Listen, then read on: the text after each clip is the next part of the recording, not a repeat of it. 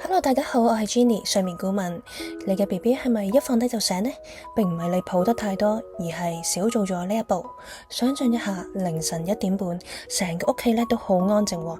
只係剩低客廳嗰盞小夜燈仲着住。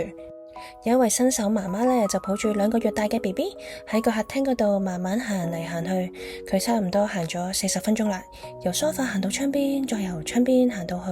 飯台，再由飯台行返去梳化，同一條路佢今晚已經行咗10幾20次，好似我以前咁啊。終於BB 喺佢嘅懷裏面瞓着咗啦，佢嘅細細個嘴巴張開咗啦，呼吸變得越嚟越慢，身體都軟咗落嚟啦。呢位新手媽媽低頭望住 BB， 心裏面終於出現咗一少少希望啦。佢心諗 yes， 成功咗啦。嗰一刻佢又唔敢太開心，因為佢知道真正嘅考驗仲未開始。佢慢慢咁樣走到 BB 床隔籬，腳步好輕，呼吸亦都好小心，連睡衣摩擦嘅聲音都驚佢太大聲啦。佢慢慢彎低腰，先放佢個 pat pat， 再放佢個背脊，最後準備放個頭。就喺 BB 個背脊一掂到床嗰一秒，眼睛打開咗啦。呢位新手媽媽成個人都停咗， BB 望住佢嗰個畫面就好似兩個人都喺度諗，唔係啊嘛，又嚟。然後 BB 喊咗，呢位新手媽媽都差啲想喊啊！佢心裏面諗，係唔係我抱得太多呢？係唔係我將佢縱壞咗呢？係唔係我嘅 BB 就唔識得瞓嘅呢？定係呢張床係咪有啲咩問題呢？如果你都經歷緊呢個畫面你一定明白。呢個唔單止係 BB 醒咗啊，而係你啱啱重燃咗嗰一點希望亦都輕輕被熄滅咗。我而家就想話俾你聽， BB 一放低就醒好多時候都唔係因為你抱得太多，亦都唔係因為你心軟。真正嘅原因可能係 BB 嘅大腦仲未準備好，從媽媽嘅懷裏瞓覺轉到床上面去瞓覺。對我哋嘅大人嚟講，我哋只係將 BB 喺手上面放到床上面，但係對於 BB 嚟講就係一場大搬屋啊！溫度變咗啦，姿勢變咗啦，支撐感變咗，味道變咗，聲音都變咗。你可以想象一下，你好攰好攰，終於喺梳化瞓着咗啦，身體就冚住好暖嘅被啦，燈光亦都啱啱好，房間亦都好安靜。你成個人都進入咗請唔好打擾我嘅模式，然後突然有人將你抱起身，換到去另一張床度，你會唔會醒呢？大部分嘅人都會噶啦。就算你真係冇完全醒，你都可能會皺眉頭翻身，甚至心裏面諗，我頭先喺邊度呢？頭先發生咩事呢？邊個搬咗我呢？而家呢件事就發生喺一個小 BB 嘅身上，佢啱啱仲喺你懷裏面，聽住你嘅心跳，感受住你嘅體溫，聞住你熟悉嘅味道，身體被穩穩地包住。對佢嚟講係一個最安全嘅地方，但係下一秒佢去到張床上面，所以佢醒咗啦，唔係佢特登嘅，亦都唔係佢想考驗你嘅人生，亦都唔係因為佢心裏面想講媽咪我哋玩多次，佢只係想用自己嘅方式喺度講，等陣我頭先唔係喺呢度瞓着嘅。呢度有個好重要嘅概念，就叫做睡眠聯想。簡單啲嚟講就係 BB 會將入睡時候出現嘅條件同瞓覺連結咗一齊。如果 BB 每次都係飲住奶瞓着佢可能會覺得飲奶先至係瞓覺嘅入口，但係如果 BB 每次都係被抱住行嚟行去瞓着嘅話佢亦都會覺得抱住行嚟行去先至係瞓覺嘅入口。如果 BB 每次都係被人搖到瞓着，咁佢哋就會覺得搖房先至係瞓覺嘅入口啦。所以每當佢半夜醒咗，又或者小睡中間醒咗，佢就會想搵翻同一個條件啦。咁樣唔係代表 BB 好曳，而係佢嘅身體喺度尋找緊熟悉感，就好似我哋大人瞓覺咁，亦都有自己嘅習慣。有人一定要抱住個枕頭，有人一定要冚住同一張被，有人一定要側睡，有人半夜發現冷氣太凍都會想去校下個冷氣嘅。所以千祈唔好怪責 BB， 因為我哋大人都係差唔多嘅啫。呢位新手媽媽到後來先至明白，原來佢唔係抱得太多啊，佢只係少做咗一步。呢一步就叫做睡前轉牆啦。以前佢嘅流程係咁嘅， BB 喊佢就抱起身啦，行下搖下餵下，等到 BB 完全瞓着咗，然後再偷偷地咁樣放低佢。佢每次放低都好似拆炸彈咁，唔敢呼吸，唔敢眨眼，唔敢踩到會響嘅地板。但係問題就係BB 喺佢嘅懷裏面瞓着嘅，醒嘅時候就喺床上。中間亦都冇一個橋樑，就好似一架車喺度高速行駛咁樣，你唔會突然將佢停低，你會先減速啦、打燈啦、慢慢靠邊啦，最後先至停返好。BB 嘅瞓覺呢都係一樣嘅，佢需要慢慢減速，睡前轉場就係幫助 BB 嘅大腦慢慢減速啦。後來呢位媽媽呢就冇一下子改好多嘢嘅，佢亦都冇突然之間唔抱，亦都冇突然要 BB 自己去面對整個世界，佢係只係做咗一個好短嘅睡前流程，喺每晚差唔多嘅時間呢，佢會換尿片啦、拉窗簾啦、開白噪音啦、抱下 BB 啦，然後輕輕咁同佢講同一句說話：瞓覺啦，媽咪喺度。一開始呢，就冇奇蹟發生嘅，第一晚 BB 仍然都係會醒，第二晚 BB 仍然係會喊，第三晚新手媽媽甚至有一刻諗：算啦，我係咪呃緊自己呢？但係佢開始改變一件事，就係唔再將每一次嘅醒呢都睇成失敗，佢開始將佢睇成練習。第一晚 BB 喺床上面安靜咗30秒，佢以前佢就會覺得又失敗咗啦，但係嗰晚佢話俾自己聽，今日佢喺床上面練習咗30秒，第二日可能變成1分鐘，第3日又可能退步咗啦。但係慢慢咁 BB 開始熟悉呢個流程，拉窗簾代表要安靜，白噪音嘅出現代表要瞓覺，媽媽話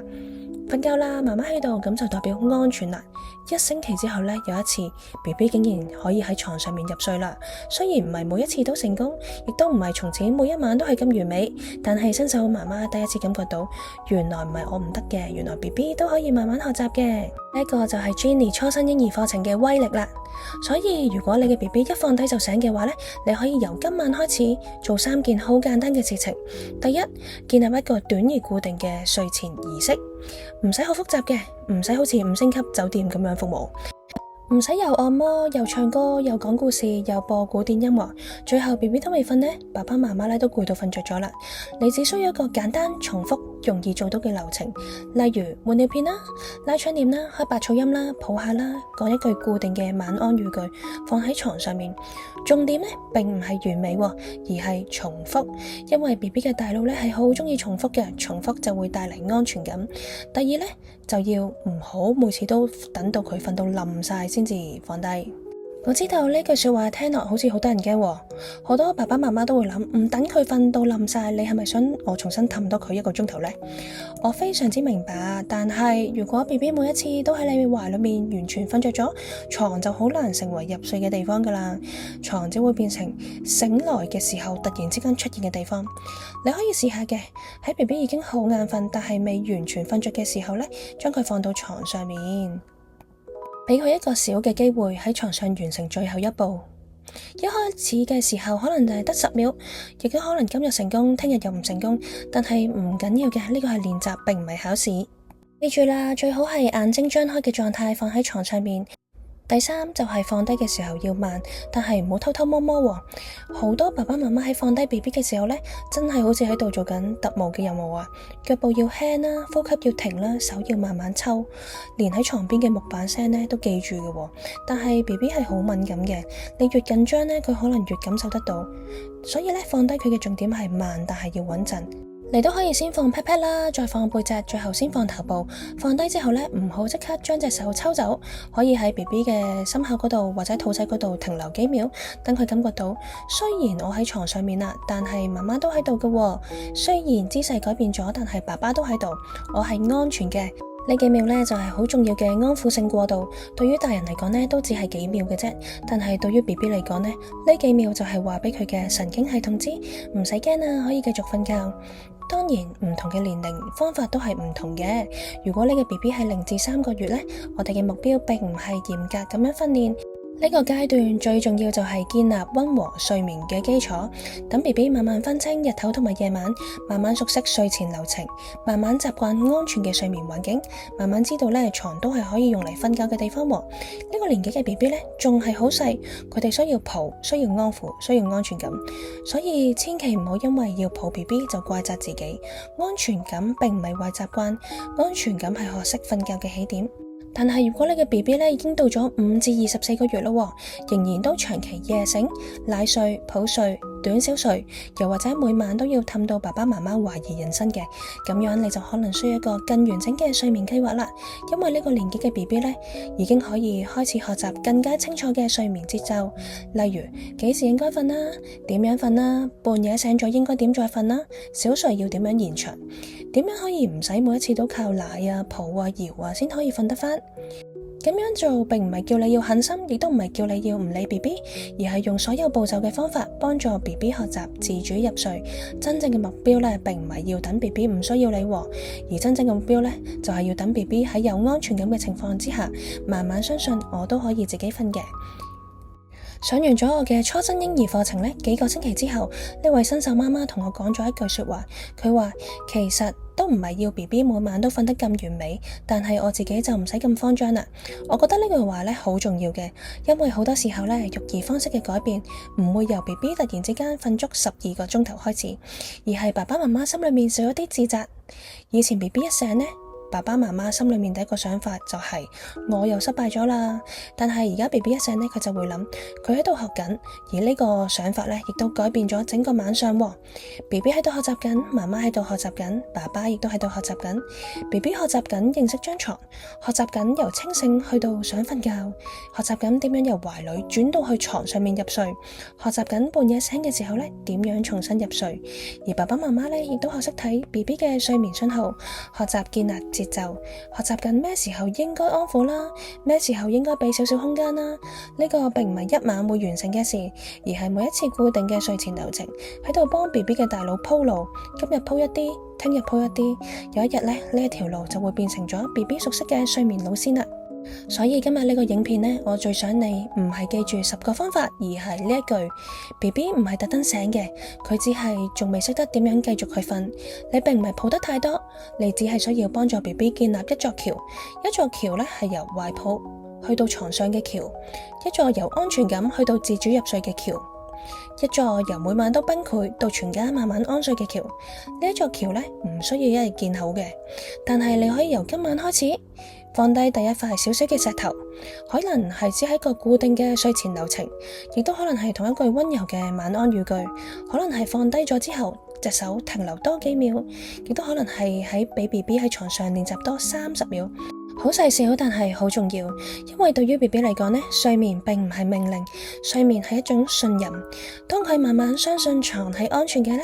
佢亦都慢慢相信你都仲喺度嘅。當佢慢慢相信自己可以再瞓呢，嗰一刻改變就開始啦。如果你嘅 BB 而家係0至到3個月，想先建立溫和嘅睡眠基礎，可以睇下我嘅初生 BB 睡眠課程。呢個階段我哋並唔追求嚴格訓練，我哋會先幫 BB 建立安全感、睡前流程、日夜節奏，等睡眠有一個好嘅開始。如果你嘅 BB 係5至24個月呢，正在經歷夜醒、奶睡、抱睡、短小睡，我嘅嬰兒睡眠訓練會一步一步咁樣帶你建立完整嘅睡眠計劃。呢個方法係由哈佛醫學院醫生所創立，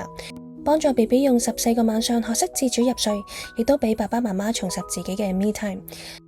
點擊描述欄嘅網頁，睇下課程嘅免費試看，你將會揾到幫助全家安睡嘅方法。最後，我想送一句話俾每一位深夜抱住 BB 嘅爸爸媽媽講：你而家並唔係喺度養成緊壞習慣，你喺度陪緊一個小生命，慢慢學習緊安心入睡。呢件事好辛苦，但係好了不起嘅。